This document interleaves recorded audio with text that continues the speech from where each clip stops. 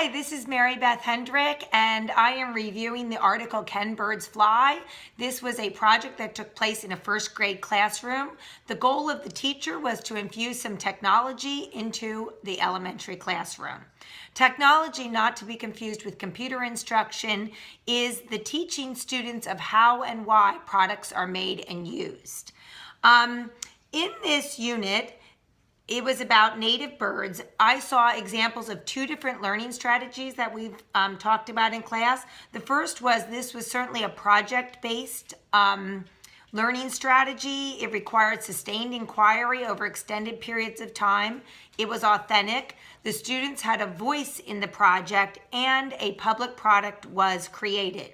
It also fit the definition of place-based learning because it took place in their community. In a field trip, they went to a bird sanctuary. It took place in their schoolyard where they initially put the bird feeders, and even in their own backyards where they eventually moved the bird feeders at the conclusion of the unit.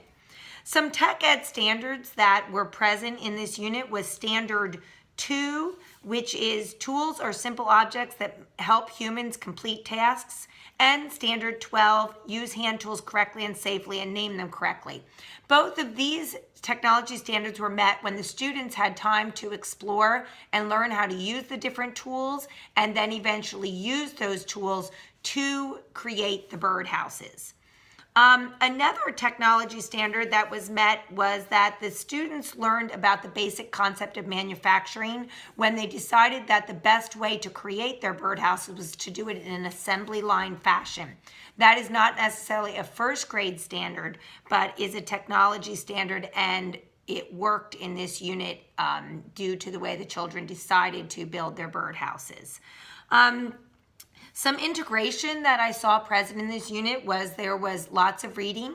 They used both fiction, nonfiction texts, and videos to learn about birds and create a book about 10 different native birds and wrote all about them. They did a lot of writing through that, so there was reading and writing. They included math in their project when they were measuring for the birdhouses, when they were measuring the bird food, and also when they made graphs to represent which birds liked which kind of feed best. There was also the speaking and listening standard was met when they presented the project to their parents, and each took a turn telling about a different part of the project. In reflection, I thought this was a great model of ways to integrate lots of different subjects and many standards into a unit. Wondering how many units per year a teacher could do. Thank you so much.